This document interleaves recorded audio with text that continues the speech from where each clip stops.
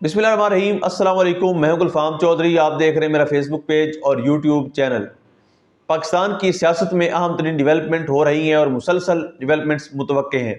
यकीनी तौर पर जो पाकिस्तान के हालात हैं वो यकसर बदलने जा रहे हैं और बड़ी बड़ी तब्दीलियाँ मुतवक्के हैं। इस हवाले से हमारे साथ मौजूद हैं सिद्दीक जान साहब। उनसे जानते हैं क्या डेवलपमेंट हुई हैं, पहले उनकी बात सुनते हैं फिर उस पर बात करते हैं। पीटीआई को कहा गया है कितने दिन, 45 दिन।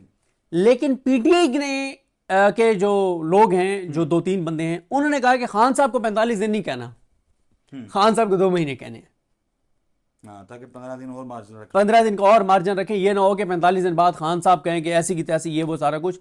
लेकिन अब मैं आता हूं उस बात पर, इस ट्वीट पे आता हूं और आपकी बात पे आता हूं। बिल्कुल पीटीआई के अंदर एक ये सोच है कि हम बहुत गलत करेंगे अगर हम 45 दिन देते हैं और हम ओवरसीज पाकिस्तानी को रोकते हैं, क्योंकि इस वक्त जो पीटीआई की स्ट्रेंथ बनी है, जो ताकत बनी है, जिस वजह से ये निज़ाम पीछे हटता हुआ, थोड़ा सा इम्कान पैदा हुआ है कि निज़ाम पीछे हटेगा, उसका क्रेडिट नंबर 1 जाता है इमरान खान को, जो जेल बैठ के भी डटा हुआ है, और नंबर 2 जाता है ओवरसीज पाकिस्तानियों को, और नंबर 3 जाता है सोशल मीडिया को। पीटीआई के चाबी वाले खिलौने जो हैं, जो फैसला साज हैं, इनको कोई क्रेडिट नहीं जाता। हाँ, पीटीआई के अच्छा, जब हम कहते हैं सारे कंप्रोमाइज हैं, ये एक बात ध्यान में रखनी चाहिए लोगों को। उससे मुराद ये नहीं है कि सारे से मुराद है कि सारे कंप्रोमाइज हैं। सारों से मुराद है कि जिन 5 लोगों के पास फैसला साजी है ना, वो 5 कंप्रोमाइज हैं। 5 कंप्रोमाइज हैं जिनके हाथ में फैसला साजी है। और ये कमेटी वाले मेंबर्स की बात नहीं कर रहा भाई, इसे फैसला साजी किसके हाथ में? अच्छा, या वो कंप्रोमाइज हैं या वो बुजदिल हैं, डरे हुए हैं। उनमें से एक हाथ नेक नियति से ये समझता है कि यार हमें यकतरफा तौर पर सरेंडर कर देना चाहिए, टेम्परेचर नीचे लाना चाहिए तो बेहतर होंगी चीजें। अब 5 फैसला साज कौन है? अलीम बिन गंडापुर साहब हैं, बैरिस्टर गौर हैं, सलमान के राजा साहब हैं, उमर अयूब हैं और शिबली फराज है। ये 5 पीटीआई में फैसला साज हैं।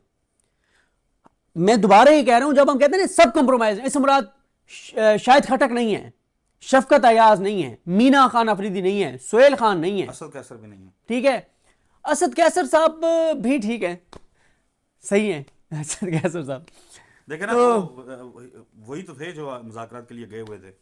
वो ठीक है, वो कम से कम बसे पर्दा जो भी चीजें चल रही होती हैं, कम से कम माँ के बाद तो वो अंदर भी सुना के आते हैं, बाहर भी बात करते हैं। मुज़ाकरात की जो कहानी है ना, इसको कंक्लूड करते हैं। इस पे आ जाएं, इस पे मैं एक चीज इस पे बाद में आते हैं।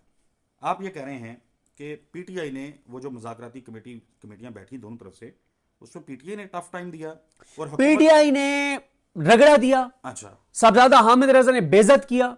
अच्छा, अब क्या हुआ? इसाक डार ने कहा जी आपने 26 नवंबर पे बयानिया बनाया कि सैकड़ों लाशें गिरी हैं, उससे से पाकिस्तान पे बहुत प्रेशर आ गया और आपको अंदाजा नहीं है कि पाकिस्तान के साथ क्या हो सकता है। और एक मेंबर ने यह भी कहा उस मीटिंग में नहीं, उससे पहले उसने कहा जो कुछ आप कर रहे हैं ना पीटीआई वाले, पाकिस्तान का सोचें। अच्छा, जो कुछ आपकी ओवरसीज पाकिस्तानी कर रहे हैं ना, तो सैंक्शंस तो छोटी चीज है, उससे बड़ा कोई काम हो जाएगा पाकिस्तान के साथ।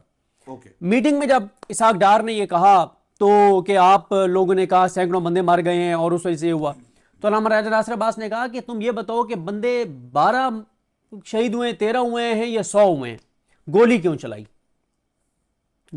चलाई? पहले तो इस सवाल का जवाब दो, गोली क्यों चलाई? तुमने किया क्या? उन्होंने फिर सही उन्होंने, और फिर इसाक डार ने आगे से फिर वो जाहिर है फैसला कुन जो मुज़ाकरात हैं वो ये कमेटियां नहीं कर रही, वो कहीं और हो रहे हैं।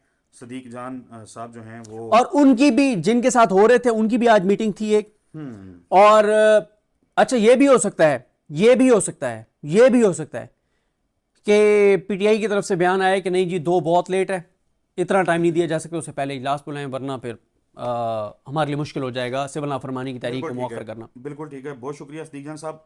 जो मैथ्यू मिलर हैं, जो स्पोक पर्सन हैं स्टेट डिपार्टमेंट के, उन्होंने जो ट्वीट किया था पाकिस्तान के हवाले से, मिलिट्री कोर्ट से जो सजाएं हुई थी उस हवाले से जो ट्वीट किया था, उस पे रिचर्ड ग्रेनल ने बड़ा सख्त एक रद्दमल दिया है। वो कहते हैं कि you are late and this is too little and too weak, speak normally free Imran Khan.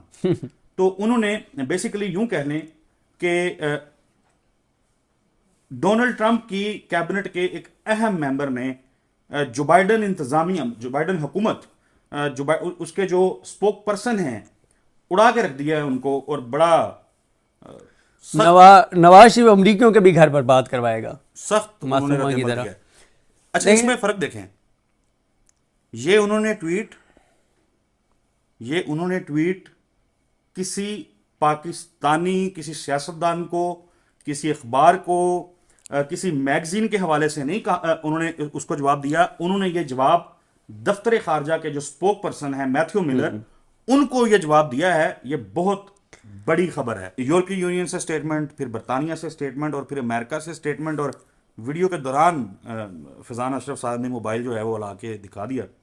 Richard گرینل جو ہیں انہوں نے میتھیو ملر کو آئینہ دکھایا ہے اور ان کو کہا کہ بھائی جان بہت دیر ہو گئی ہے، تسی پاکستان جو کچھ ہوندا رہا ہے تو چپ کر کے بیٹھے رہے ہو، نہیں بولے تے ہن تسی جدو حکومت جا رہی ہے تے بول رہے ہو. اس پہ میں ابھی نا یہ اس ٹویٹ کے آنے سے پہلے یہ جب امریکہ کا رد عمل آیا ملٹری کورٹس والے فیصلے پہ، تو میں نے اس نقوی صاحب کو فون کیا. میں نے کہا نقوی صاحب اس پہ کیا کہتے ہیں؟ انہوں نے کہا یہ امریکہ سے جو رد عمل ہے اس کی کوئی حیثیت نہیں ہے. ہم لوگ تو یہ کہہ رہے تھے نا کہ مطلب اچھا میں پھر بھی یہ سمجھتا ہوں کہ نون لیگ جن کو کہتی تھی کہ امریکہ ہمارا باپ ہے اور اس طرح کے بیانات انہوں نے خود دیے، انہوں نے باپ بنایا ہوا تھا امریکہ کو، وہی جو بائیڈن انتظامیہ بیان دے رہی ہے. تو اس پہ عیسیٰ نقوی صاحب کا یہ خیال ہے کہ یہ سیریس نہیں ہے. ان کا بھی یہی خیال تھا. اب تو پھر رچرڈ نے بھی اب تو کام اوپر کی بات چلی گئی ہے نا. اس نے مطلب یہ پاسبل نہیں ہے کہ 8 لوگوں کو نامزد کرے ڈونلڈ ٹرمپ اور اس میں سے ایک بندہ جو ہے وہ ان کے فارن آفس کا جو سپوک پرسن ہے اس کو رگڑا دے دے، اس کو آئینہ دکھائے اور اس کو باقاعدہ جو ہے وہ کہے کہ بھائی جان شٹ اپ کال دے. شٹ اپ کال دے. تو اچھا یہ ہاں، ڈونلڈ ٹرمپ کے نوٹس یہ جو بات انہوں نے کیا نا، یہ عیسیٰ نقوی صاحب نے مجھے پہلے کہی. عیسیٰ نقوی صاحب نے کہا کہ یہ ایک گھونگلوں سے مٹی اتارنے والی بات ہے، فضول بات ہے جو امریکہ کا رد عمل ہے ملٹری کورٹس کے اوپر، کیونکہ پچھلے 1.5-2 سال میں جو پاکستان میں یزیدیت، بربریت، فسطائیت ہوئی، جو یہاں پہ انسانی حقوق کی پامالی ہوئی، جو عدالتوں کے ساتھ ہوا، جو لوگوں کے ساتھ ہوا، جو قاضی فائزی صاحب نے کیا، جو جائی افریدی کر رہا ہے، جو عامر فاروق صاحب کی عدالت سے ہوا، جو علی نیلم صاحبہ کی عدالت سے ہوا، جو ابو الاسناد نے کیا، جو ہمایوں دلاور نے کیا، جو باقی ان ججز نے کیا، ان سب چیزوں پہ سوال ہوتا رہے امریکہ میں. ہر سوال پر انہوں نے کہا یہ پاکستان کا انٹرنل میٹر ہے. اور یہی صاحب میتھیو ملر جو ہیں، میتھیو ملر ٹھیک ہے. اب وہ کہہ رہے ہیں کہ جی یہ وہ، تو عیسیٰ نقوی صاحب کا بھی خیال تھا کہ یہ سب بکواس ہے، کوئی یہ سیریس رد عمل نہیں ہے. عیسیٰ نقوی صاحب نے کہا کہ اصل چیز ہے نئی انتظامیہ کا موقف.